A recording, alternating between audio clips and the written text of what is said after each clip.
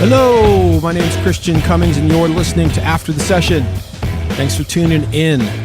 This week I had producer, engineer, mixer Ben Moore in the studio, and he was kind enough to let me and my buddy Pat, the studio manager at Signature Sound, grill him a bit here on the podcast. So we chatted about all kinds of stuff.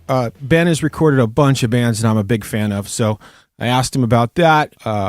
He's got a new record coming out from a band called Hot Snakes, which I'm a huge fan of here. What else did we talk about?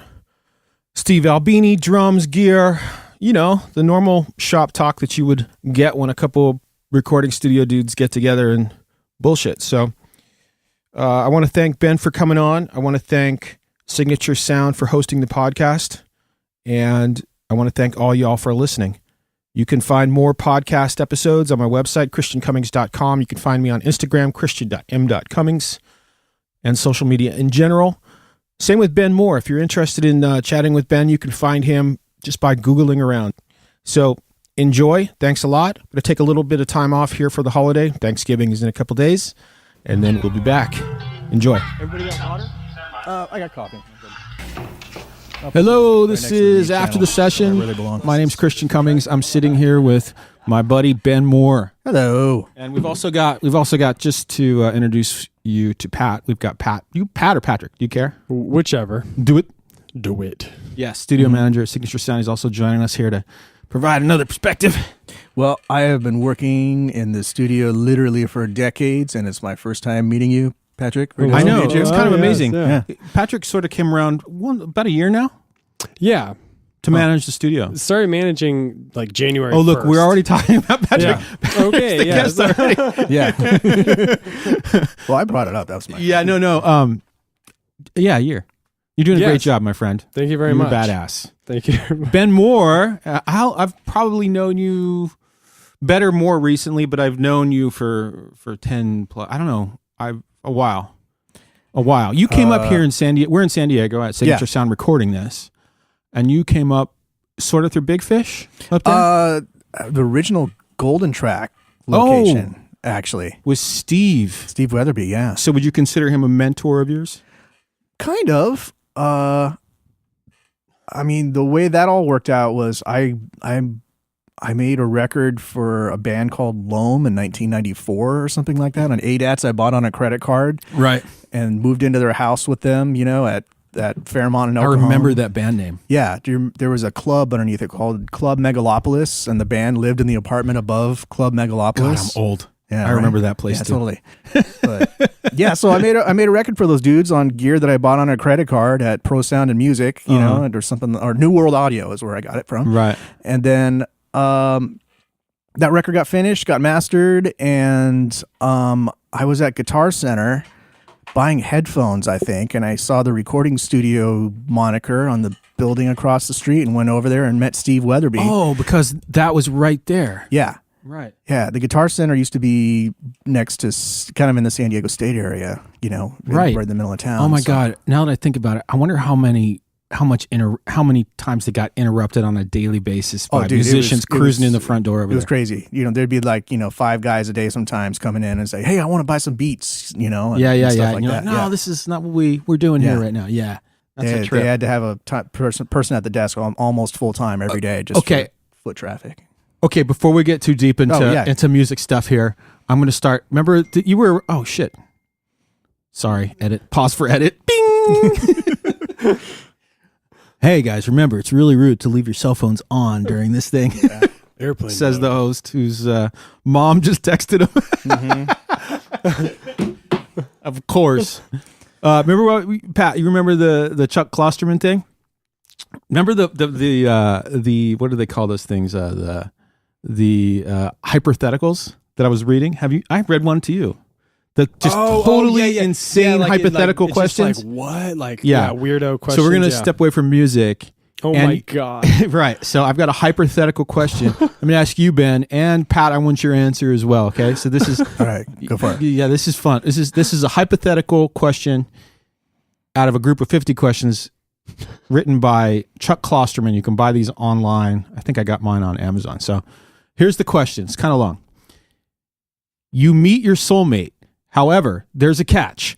Every 3 years, someone will break both of your soulmate's collarbones with a crescent wrench. and there's only one way you can stop this from happening. You must swallow a pill that will make every song you hear for the rest of your life sound as if it's being performed by the band Alice in Chains. Oh. When you hear Creedence Clearwater Revival on the radio, it will sound to your ears like it's being played by Alice in Chains. If you see Radiohead live, every one of their tunes will sound like it's being covered by Alice in Chains. When you hear a commercial jingle on TV, it will sound like Alice in Chains. If you sing to yourself in the shower, your voice will sound like deceased Alice vocalist Lane Staley performing a cappella, but it will only sound this way to you. Would you swallow the pill? That is a great interview question. I'm sorry. So the answer is yes. I'd swallow the pill because then I could go on disability and I never have to talk to another guitar player again in my life. Okay. So you swallow the pill and then you save your significant other from having their collarbone broke every 3 years. Yeah. Pat. I'm single, so no. No, I don't give a shit. I like Alice in Chains, but sorry, babe. No fucking way. No way. No way. I mean... Well, collarbones, are one of those things where if you break them multiple times, I'm just saying the longevity of collarbones, they may not come back, the same way. Mine is always perpetually broken. So I might just have like a weird... I've done that thing. I put your finger right here. You could probably almost hear it on the microphone where it pops because it's like halfway broken. You're kind of making me cringe from biking. Well, because I was with this girl, and every 3 years, so she decided not to take the pill. So. No, she was like, "Man, I like my music too much." Yeah, she didn't. All right, I just wanted to throw that question in the beginning. That's a great question. It's a good way to start the podcast, right? There's some other really weird. There's some really good ones in there, but we're not going to get into them. No. Can we? I'm going to skip ahead, and then we're going to back up a little bit again. Okay. I'm a huge Hot Snakes fan. Oh. So there's a Hot Snakes record coming out? Yeah. When is it up? It's all done? Yeah, it's done. Oh, so rad. How long you've done, how many records with Hot Snakes? The original 3 studio records. They did a live one in Australia, and they did a, what's that, the live British guy who died right afterwards. I think they were the last Peel session, I think. Wow. Okay. So the record's in the can. It's almost out. You've done 3 with them. Did you do them all at different studios at the same spot? The first 3 we did at Big Fish. The first one we recorded at, I think, 21 songs, I think, in 2 days. Wow. Stuff that Jason and John had kind of put together. Just as they were meeting up over the years, would get together and write songs together. So there was 20 or 21 songs that they had finished. Mm-hmm. And Rick wasn't part of the equation yet. John thought he was going to sing on it himself, and he brought home those tracks after 2 days of recording with me up there, and kind of started tootling around with it and decided, well, maybe you'll see what Rick's up to, and sent Rick a cassette tape with 10 songs on one side and the other 10 songs on the other side. Mm-hmm. So Rick just wrote lyrics for the first 10 songs on the first side, and that's what the first record I love that record. I listened to that on when I was back in my touring time. I remember having that come into my life right when I was on the road, and I just freaking loved it. I listened to it a lot. So that was an experiment for me and John both of like seeing how much we can distort things at the mic pre and still be able to hear music. Mm-hmm. And then what you learn the first time you do that, of course, is that the cymbals just become unbearable just about the time that the distortion starts sounding really good. Mm-hmm. Add on to that, a drummer that hits hard on cymbals, and it got crazy. It got crazy, and you probably refined your approach to those records since then. Yeah, definitely. Definitely. All the tape, right? Yeah, it was all the tape. I think those records were done back when they had the MCI machine, and that console, if you don't know, has always had this old vintage, like circa 1972 API console. One of the earliest. What is it? Is it custom API? It was. It was actually. It was something that Paul Wolf put together before Wolf really had the name API. He was just repairing and putting boards together before he bought the name. Mm-hmm. But yeah, it's a very, very early. Yeah, I love that console. That console sound. Well, I don't know about it. I haven't heard it lately, but the last time I used it, it was awesome. Yeah, it all looks the same, but there's actually 3 different types of modules in there, 3 different types of mic pre's. Some of them have got the original iron transformers. Some of them have got Jensens, and then some of them, as an experiment, we put Millennium Media 990 op amps in. Really? And that's what we used on the snare drum for the Hot Snakes record. Right. Just because it had a special snap to it that was just what 990s, but what was the company? Millennium Media. Doesn't mean anything. So the 990s were a Jensen invention. Right. The guy, same guy who did the Transformers, right, super fast slew rate, super low distortion, audio circuit that can be used in mic pre's and other stages. I have my eye on a twin servo right now. I want one really bad. Yeah. I think Jordan was selling one recently. By the way. What? Yeah. Okay. Might hit him up. Note to self. Yeah. But yeah, so that was just one of those mods that we were working on at the time, and a lot of the distortion on the snare drum was done at the mic pre. Almost all the distortion back then we were using was at the mic pre. And we got better at that as we went. There's the cymbals get hissy. The problem with that, of course, is that you can't be selective about the snare drum harmonics, and being able to EQ out parts of the harmonics before the distortion if the distortion is happening at the first gain stage. So whereas later on I would actually, track a safety mic so I can maintain the transients and still have a bit of a pow on the hit, and then have a second mic that the distortion was all happening. And then blend them together. So you would have 2. Yeah, I would have 2 mics exactly phase aligned on top of the snare drum right next to each other. One of them going to a mic pre that's distorted to crap, and the other one pretty much safe and clean with plenty of top end to compensate for and tape then, durability. you weren't summing them, were you? Or no, if possible, not. And at the time we were doing this all on 24 2-inch. Nowadays, the machine that I use typically, if I'm doing tape, I'm always using the 16 track. But back then, we were using the 24, so we had a little more wiggle room. You were the one that turned me on to buying one of these. Oh yeah, you know what this is? Yeah, I know what that bag is. Yeah, vintage. It looks brand new.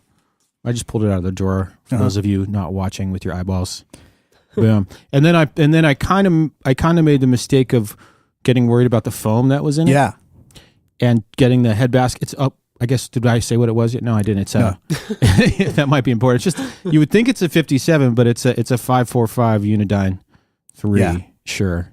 It looks like a 57 with a switch on it. Is it Mexico or American? It's an American. I think it's an American because it came out of, the guy got it out of a church that was closing, and it had just been all dusty and sitting in the back of the church. It should say on the ring around the. Well, there's no Mexico written on it, so I don't know. Well, it was a made in USA. Yeah, there it is. Okay, yeah, cool.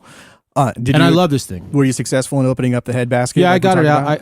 I got it out, and I'm a little weirded out about getting the head basket off at 57. Is kind of tricky. It is, unless you know something I don't know. No, it's really spooky. You The foam in it was toast. Yeah. But once you get the foam out of those microphones, they're amazing. I have a sneaky suspicion the one you're speaking into right now, which is it's a PL20, it's RE20. Yeah, RE20. It says PL20, but it's an RE20. Right. A PL20 is an RE20. If you ever come across a mic that looks like an RE20 and says PL20 on it, it's an RE20. Yeah. But I have a sneaky suspicion that the foam in there needs to be. Yeah, these go bad as well. And if we did the foam in that I don't even know how to get that thing open, but. Anyways, I digress. So back to the hot steaks. So we would on the later records we would use two snare mics. Same thing with the kick sometimes, you know. And back then, replacing wasn't really an option. Everything you did at the mixing stages was a combination of gating and fancy fader work with automation. And those records we would have mixed down on the API board up there that had the Uptown automation package, one of the first ones of those ever installed. At the time you bought it, I think it was like $1,000 a channel. That's crazy. Yeah, isn't that insane? Yeah. But he had but at that point, you've got a 70s API console, with moving fader automation on it, and that's going to sound better than pretty much anything else in town at that point.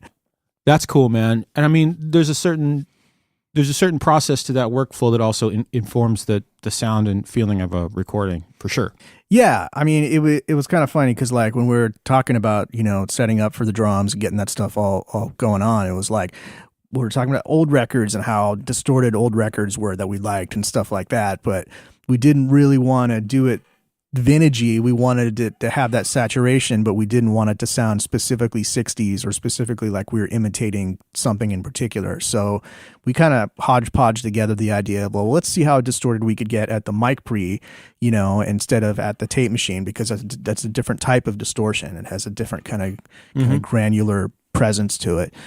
And because we had all badass Class A electronics over there, the distortion sounded good. Were you recording all through the API? They have I want to say he has Neves up there too. I don't know if that was part of your workflow. I don't think he had those maybe on the first record. I think those maybe showed up afterwards. Yeah. But you and John have done a lot of stuff together. Yeah, we made a lot of records. What other stuff have you done with John? First thing I ever did for him was a 7-inch, actually it was 3 songs for Rocket from the Crypt. It was the last recording session done with the original drummer, Adam, before he moved on to bigger things. He wanted to play with Special Goodness and what else did he do? Wasn't he with, didn't he do something with Tom DeLong? Yeah, he did one of those. He did. Did you ever do anything with those guys? I have a couple good old Blink stories. Yeah, I got Blink stories. Yeah. Me too. I have a good girl story. Yeah. I'll save that for another time. Yeah, I got a number of good Blink stories. Yeah. But back to the hot stick stuff. So we kind of figured out that this is how we wanted it to kind of work, and that's also about the time where I started kind of building this relationship with room mics and the extension of the perceivable space by distorting room mics. Okay, which is once again just about the time it starts sounding really great, the cymbals become unlistenable. So you find ways to manage that acoustically, in the room and with tape on the cymbals and doing whatever you can. But it was really the first time, that instead of, distorting the tape machine, that I had actually, hit the console that hard, on input.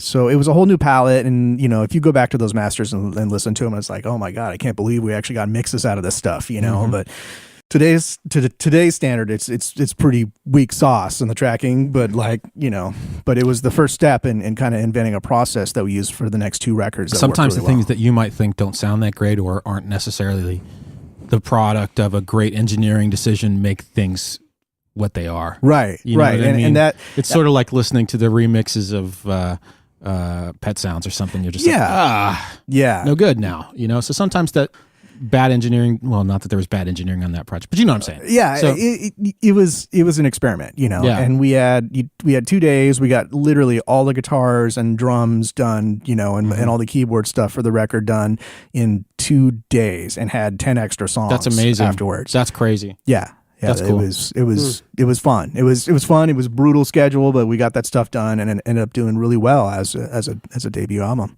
You do a lot of rock stuff, obviously a lot of rock among other things. But I mean, I'm a big rock fan, so I know a lot of your rock work.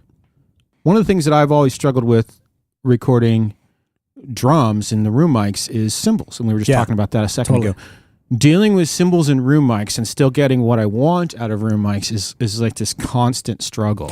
I will literally spend an hour the day of the session driving around San Diego and borrowing good sounding cymbals from my friends. I would rather do that than show up at a session and have cymbals that hurt. Right. So you think cymbal selection is a big part of it? Cymbal selection is most of it. After cymbal selection, there is duct tape. The best thing in the world is to have a drummer who knows how to hit, without, crushing his cymbals every single time. But that's not really how drummers play today. It's interesting to think about, there's stories about, Bonham making Zeppelin records where on playback, he would say the cymbals are too loud and he'd do another take, not hitting the cymbals as hard. Yeah. And I would interject that if you watch his progression as a drummer through the years that they were doing everything, he actually tamed down his cymbal hitting. Like if you watch him in the later days playing live, he has more control and finesse as opposed to the beginning where he was just a little bit more. Yeah, and that is something you learn, by ear training and by getting better as a drummer and as a musician. But a lot of times the bands that I work with, they can be touring pros, and the last thing that I want to do is change their swing. I would rather make mechanical changes, that aren't going to affect the way that they play. Right. That you just stand a better chance of not distracting them away from getting great performances. Right. You do things like take room mics, point them at the wall. Do you do anything like that? Do you have any little fun tricks you like to do with room mics? My room mics are always, depending upon the sound of the band and what I'm going for. I've done them low to the ground. I've done them high. Mm-hmm. I pretty much xed away pretty much everything off of my configuration of room mic setups aside from XY or something similar to XY. Anytime you've got a room mic that's, across the room from the other room mic, there's no way that the balance of the drums or the phase is going to ever fix itself. Yeah. Right. And that was something I experimented a lot, just reading about Albini's work and things like that. One room mic over here, one mic over here, put a tape box on the wall. And to interject with the Albini, you did a thing here with Steve Albini. Yeah, that was really cool we had a fun kind of conversation. Yeah. But continuing. Well, that's I really admire Steve Albini. I know a lot of guys don't, but I love him as a person. Hell he yeah. is such a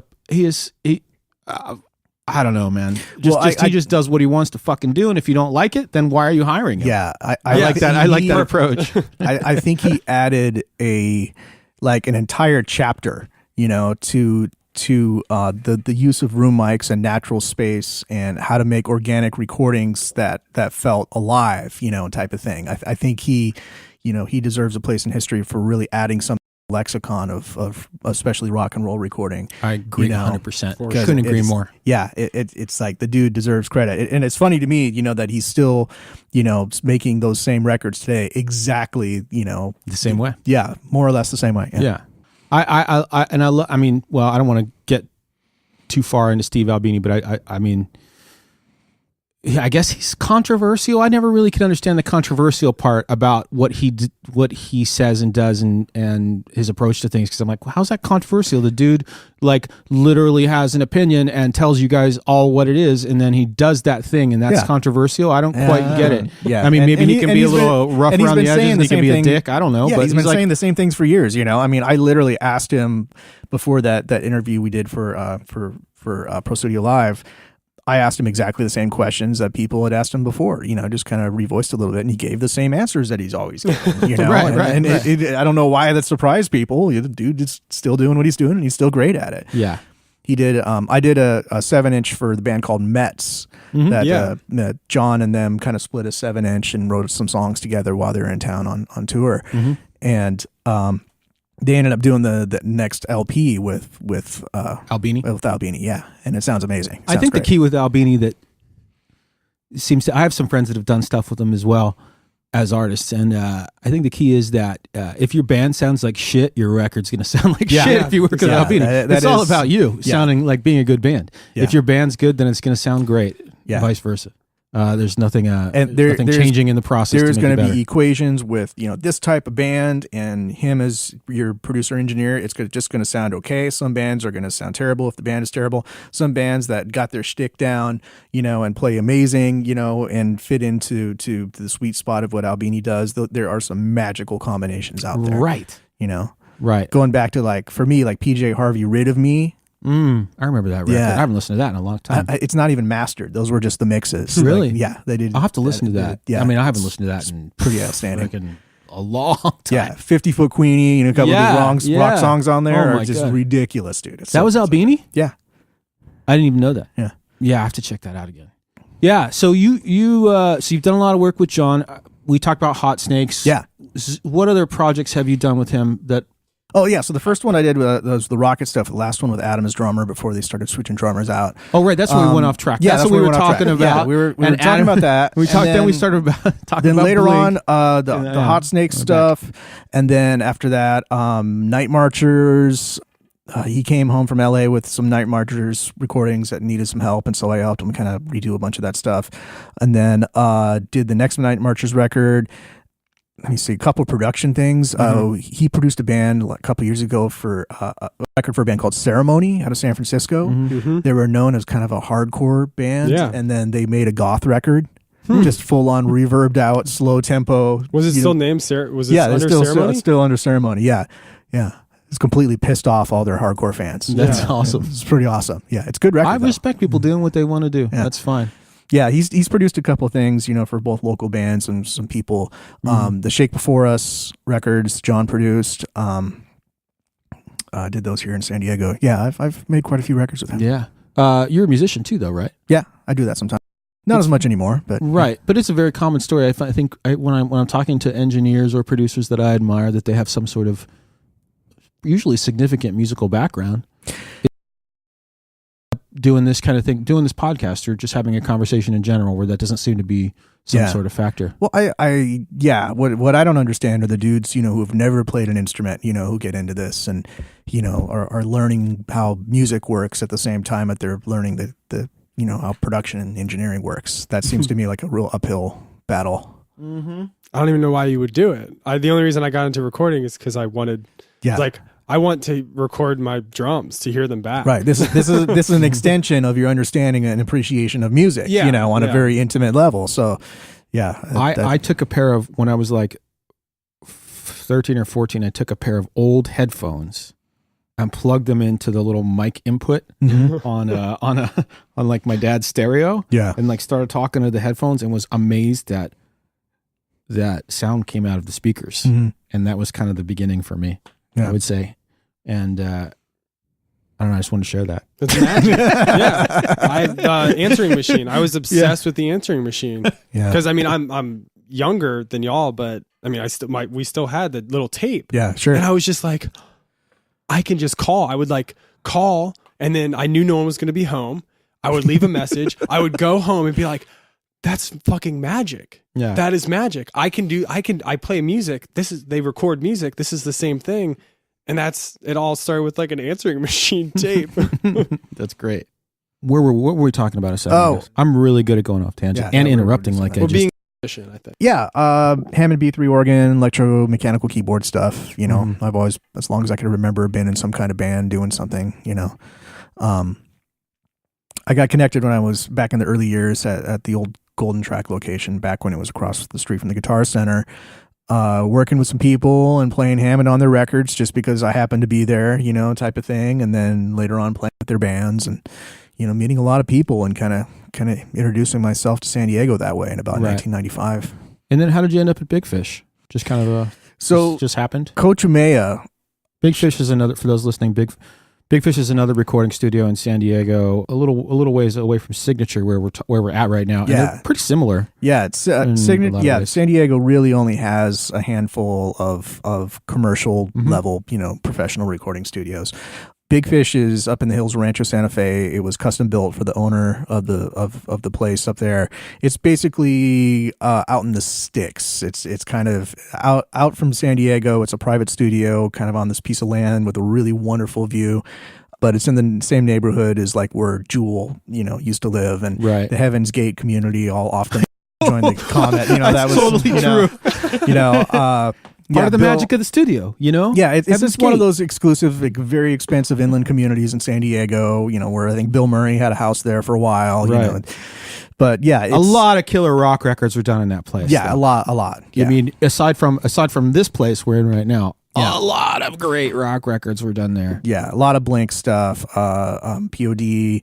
Switchfoot with Switchfoot, number of Switchfoot. You did some records. Switchfoot stuff? Yeah, I did. I worked on a couple of those. What else? There. Well, Rocket. A bunch of San Diego, Dude, I saw on your discography that you did something with Heavy Vegetable way back in the day. Yeah, so that's a band that actually made me, there was a few of them, but that's a band that actually made me move to San Diego. Really? I'm not even kidding. Oh, man. I'm not even kidding. Yeah. I around that time period that they were around, I missed it though. I did miss it, but that was a band that there was this funny period at the community college up in Oceanside, California, where they had this recording arts program, and it was one of the first in a California state school system to have an actual recording program, in the music building. And the twin brothers that ran the place, Dave and Don McGill, were really, really active, with the students and getting them to do fun stuff. And so they started this recording studio program, and it took off like wildfire. They had 8-track, half-inch Atari tape machines, and one room had a Carvin console, and the other one we installed the Tascam. That was one of the first boards I ever installed, was, soldering DB25s to put that thing in there because they couldn't afford to buy the proper cabling. Right. Yeah, I came with soldering skills as a, I was still in high school, by the way. I had to actually get special permission from my parents and fill out a bunch of paperwork, for me to attend these night courses when I was a junior in high school in the recording classes. Yeah, it's definitely the youngest kid in the room. But, I'd been already recording bands and doing a lot of it. This just seemed like a good way to get access to bigger and better gear and room situation. So yeah, I was very active in that community, but at the same time, Taryn Durfee was there from Boilermaker. The guys from Heavy Vegetable were there. Simon was there from Crash Worship. Those are all CDs I had. Yeah. These were all like San Diego bands that kind of did something, at least regionally, or turned into other things. Right. And that was a thing that whole era is what I think one of the things that got me down here from Los Angeles, being that I grew up in LA. Right. And then I wanted to get out of there. Once I got a little older, I was like, I got to get out of this world. Where's something creative happening? And there was something exciting kind of happening. Yeah, here. It wasn't far away. So. Yeah, all the Leucadia bands that later turned into 3 Mile Pilot and Pinback, and a bunch of those bands. Those dudes were all classmates of mine I was literally a junior in high school when I was working with them. Also at the time, there was a band called Schmaltz, which had Chris Stillwell and Zach Nager and Robert Walters in it. And they were just playing ridiculous technical music. And that group of people, with a different guitar player turned into the Grey Boy All-Stars a couple years later. Wow. I mean, there was a lot of dudes who there was a lot of talent around. Yeah. I don't know why. I don't know what happened during that period of time. Yeah. But I mean, the Heavy Vegetable that turned into what? Pinback. I mean, ultimately, amongst there's more to it than that. But yeah, Rob went on to do a bunch of stuff. But I did the first Heavy Vegetable recordings ever. And then they got Alea in the band, and we didn't have any tracks left, so we had to add her to the mix as we were mixing down to DAT tape. Oh wow! The 8-track tape was full, and then we added her vocals mixing down onto the DAT tape because there wasn't a track left on it.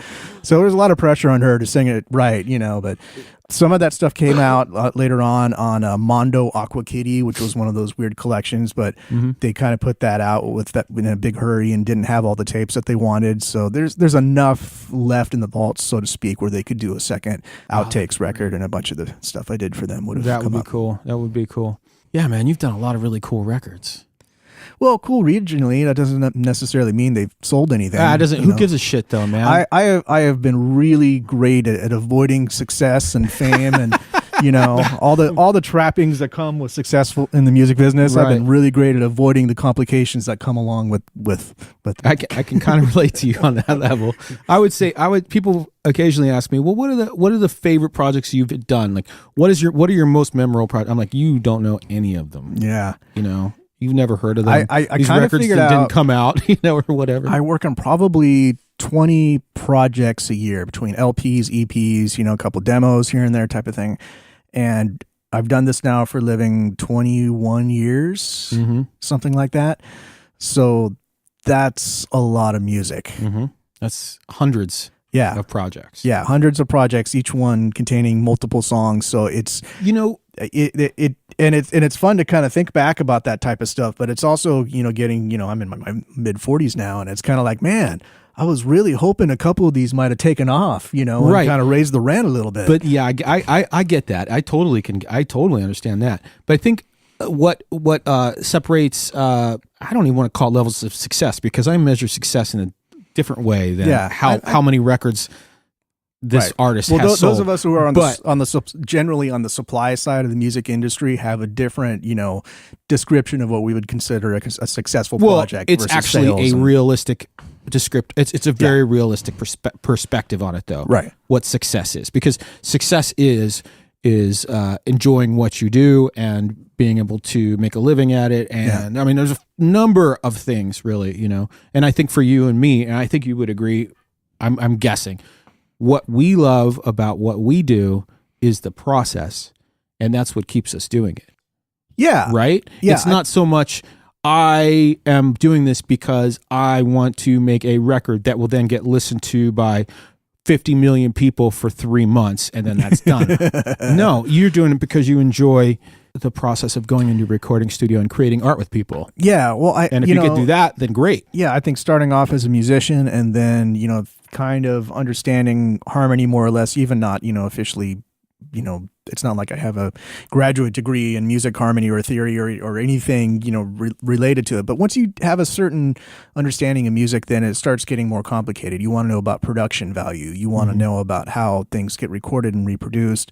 And then that becomes part of your own creative process. And then for me, it just kind of took over. All of a sudden, I'm at a high school and I'm working in studios, full time all the time, and that's kind of what I've done ever since. Right.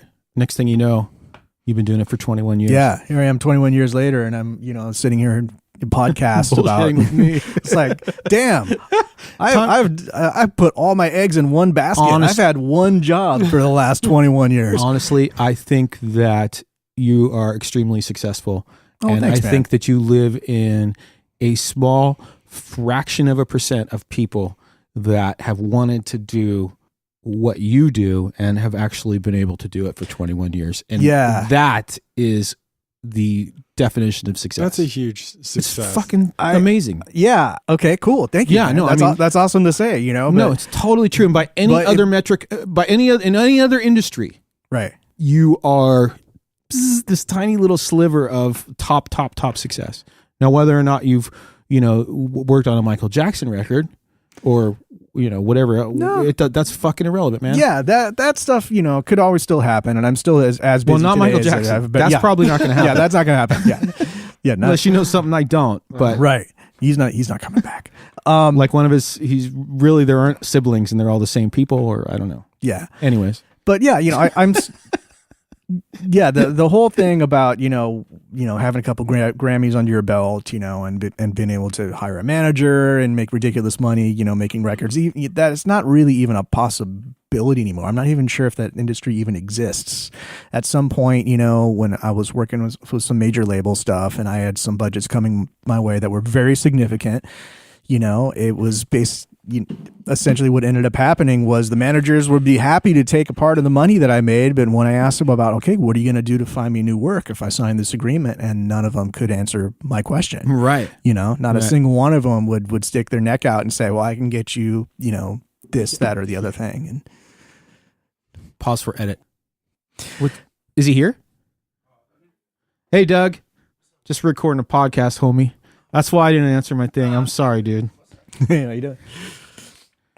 We're going to be going for another 20 minutes, and I would love to have you hang out. So, and if you feel like yelling at us, you can. Okay.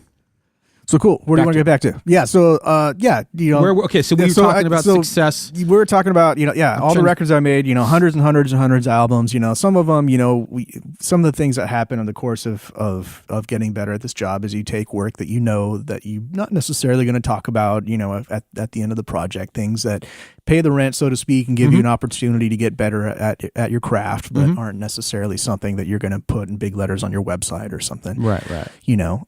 And a lot of the records that I've done, that kind of slipped through the cracks were things I think were competitive at the time and just didn't have the business behind them to do well. Didn't really have the opportunity to compete, even though that they were just as good as anything else on the market. Absolutely. So you still doing a lot of work to tape? Yeah, actually I am. Strangely enough, I'm doing a lot of stuff to 16 track over at Audio Design. That's my favorite tape machine in town. It's that Studer. That's that Studer 2-inch that Jordan takes care of. Right.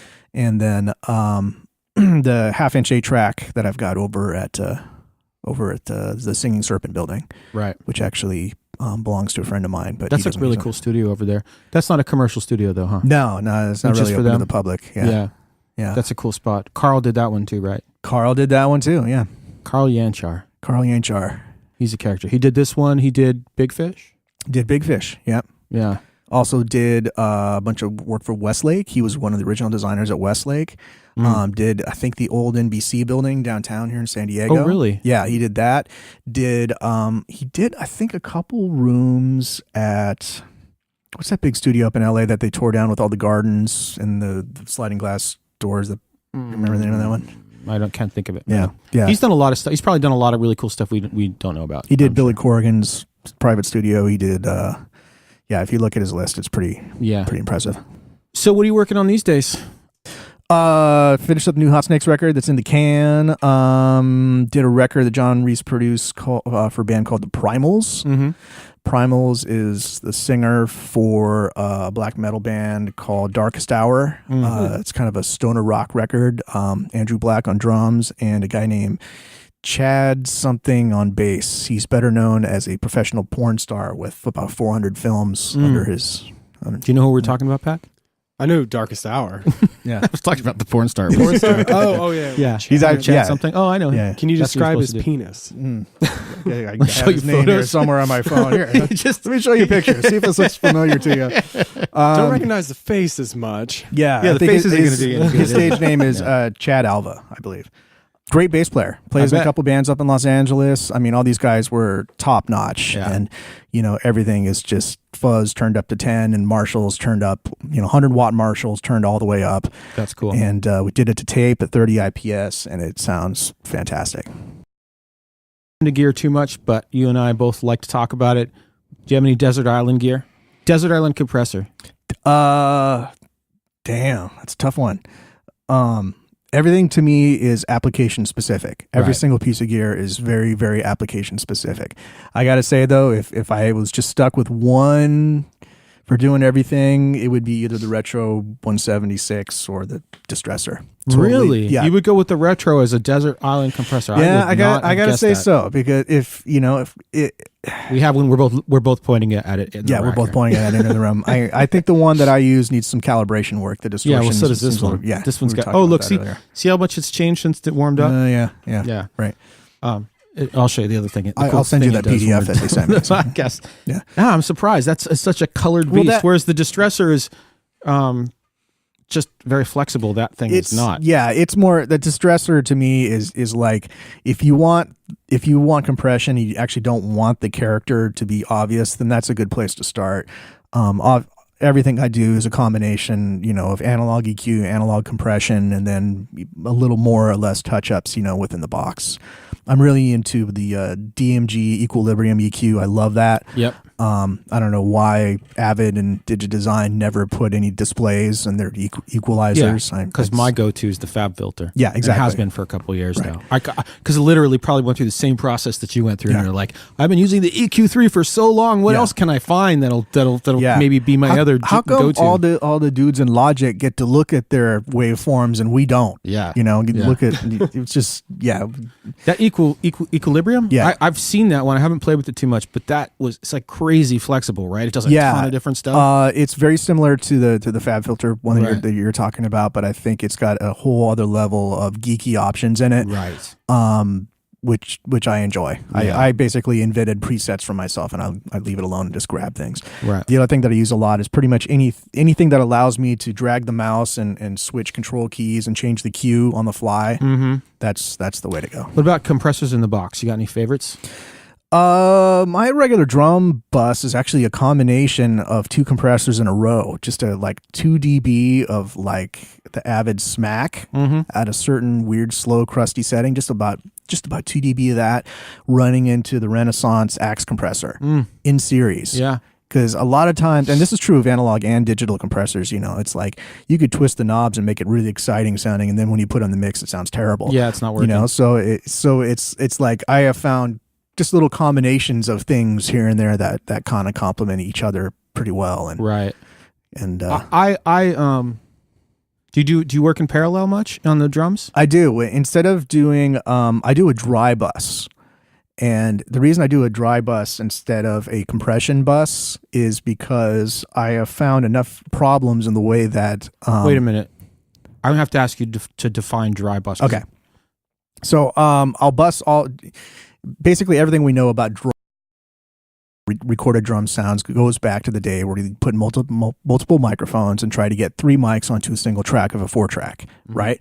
Okay, tape was lousy back then, so they would also have to compress it quite a bit in order to be able to get more music on that track than the noise upon playback. So what we all identify as those Beatles drum tones and a lot of that stuff, that was all decided at the time that they were recording, just because of the track density and what they had to work with back then. So that is what we recognize as being bouncy, fun drum sounds. Okay, so years later, when it becomes, you got 16 tracks and 24 tracks and everything is kind of spread out and individualized, and even individual mics going to tape separately, still the way to try to get that sound back again was to bust those drums together on playback at the console and put them through a single stereo compressor or something like that. So my routine when mixing drums in the box is basically, I've got a light, series of like 2-to-1 or 3-to-1, like I said, 2 compressors in a row, just because the way they grab and work with each other is kind of fun, but I'm not using very much of it. And then I have got a dry bus that's an aux with no compression on it. Okay. And that's how I get the low end back from the kick drum that seems to get rolled away or overly distorted by the compressor bus. Right. So instead of saying that I've got, a drum bus and a compression bus next to it, like a parallel bus compressor. Right. I kind of do it the opposite.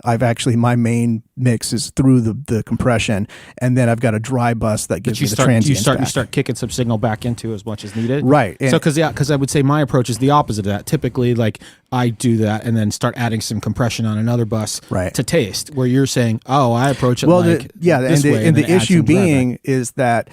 You could test this with pink noise. You could test this with 1K tones. Most plugin companies do not report accurately the delay time that Avid uses for delay compensation. Yeah. So this was my solution: is rather than depend upon the plugins to be correct, I'm depending upon the fact that they're incorrect and only mixing in what I need to get transients back from, instead of the other way around. Interesting. What sample rate do you work at these days? Usually 88. Yeah.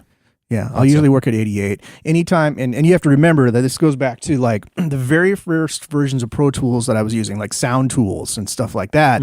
You're losing bits for processing. You're losing bits, basically just for essentially you're losing fidelity just in the fact that they have to negotiate with the hardware and software around them. You lose, bits. So if you're saying you've actually got 24 bits of bandwidth, you really have like 22 by the time everything is kind of, processed and done. This actually meant quite a bit back in the days when you only had 16 bits and it sounded like 12, or 14. Right. Boy, that made a huge difference. Yeah, it made a big difference. So when you're working in higher sample rates like 88 and 96 and stuff like that, things that are created in the box sound better. Things that you're not altering at all sound the same. And I tend to be doing a lot more reverbs in the box these days, a lot more, compression and processing and, things that really just cannot really exist in nature otherwise. Things that I'm inventing in the box sound better at 88. Things that I don't touch at all sound the same. Yeah, oddly enough, 88.2 is my kind of sample rate of choice as well. But not if I'm working with a lot of machine-based, sample-based stuff. Then I'm a lot more variable about it. I don't know why. I just feel like it's just less relevant to me, and I might want to like have more track counts and just do more processing. Well, we're both Pro Tools users, and Avid Pro Tools is not so good with the virtual instruments sometimes. Yep. Yeah, it's and really not efficient, and and then you start going up there in sample rate, things start getting weird. Getting weird. Yeah, for sure. But yeah, that's cool. I like the 88.2 thing as well. There's a discernible difference to me between 48 and 88. Yeah. Not so much 88 and 96. No. So then I'm just like 88's fine. Right. For everything that I do. Right. And with Apple computers, there's been errors where the internal processing won't do 88 natively. There's some laptops and some desktop Apple computers that the sound chips that they use that year won't do 88. I didn't know that. You'll run into that every once in a while. That's awesome to know. Yeah. But they will do 96. They'll do 96. Yeah. Well, it's all going to end up down below that anyway somewhere. Right. For me, typically. Dude, I really enjoy having you on the podcast, man. Oh, thanks, man. So I propose that this is just the first time that we do this, and then we should do this more regularly. You can say fuck off, Christian, another time, but not right now. Right now, he loves the idea. No, I'm good with it. I like talking shop, Yeah, I'm because it's I'm obviously based here in San Diego. You're based in San Diego, and a lot of the people that I have on the podcast as guests are not. So what ends up happening is I have to do a lot of traveling for it, and occasionally I don't want to travel, and I can hunt you down easier. Yeah. And I don't know where you live yet, but Patrick, can you get on that? I know where he lives. Okay, cool. Sure. So we can hunt you down more and force you onto the podcast. Because honestly, man, you have such a vast encyclopedia of technical knowledge as well as experience making records that I love. So I would love to have you on a ton. From making a lot of records at bad studios. And if you can't keep the console running, when things start breaking, then you don't get paid for the rest of the day. Right. So really, it was more out of necessity than anything else. Right. Right. Hey, Pat, I know you're a fan of some of the stuff he's done. Do you have any questions? Not for the podcast. After the podcast. After the session. After the session? After the session? All right, man. Well, thanks for being on, dude. Well, thanks, man. And do you have a website? I'm just, just find you. Yeah, just find You're Googleable. Yeah, totally. Facebook is Googleable. I like that. Google, Instagram. I'm sorry, what I'm saying. Facebook, Instagram. I'm all over that stuff. Yeah, a lot of session pictures. What if people wanted to jump out and connect with you? One of those. Yeah, they're through social media is probably best. Just through there. I don't really have a website up of my own at this point. Yeah, we were just talking a second ago about credits, and you said something about All Music. F All Music, dude. I hate that thing. Yeah, I have written them so many times, to try to correct stuff on there, and nobody responds. No one takes care of it. I hope it goes. I hope it goes away. Yeah, because there needs to be a better way. Just another longer, boring conversation, but there needs to be a better way to catalog metadata in the universe. Yeah, it was a lost opportunity at the beginning of iTunes. They could have incorporated credits and data and album covers into the standard, at the beginning of the iTunes store, and they didn't. So now we've got, 15 years of music with no credits to it. You can't, there's no way to find out who worked on what record, and it's like our successes and failures are not even documented. Not at all. And there's like people, dude, and also like I've lost track. Yeah. Of my own personal work. I haven't been that great at it. It would be, and it sounds silly, but like I don't even know what I fucking worked on. Sometimes I have a very, very dark You could probably relate to that too. Yeah. I have a very dark corner of my garage that I sometimes will have to put on a headlamp and dig through to find something, from 15 years ago, because somebody had asked for it online or some reference to it had come up. And I have boxes and boxes and boxes of CDs and rough mixes and DAT tapes and stuff like that I drag around every single time I move, right? And it's. Do you have a crazy hard drive collection somewhere? No, that I've been pretty good about. I've been pretty good about making people responsible for their own masters. Yeah, that's. I do too, but I also have these I have this graveyard of. I have a safe with just IEM fucking hard drives sitting in there. And stuff.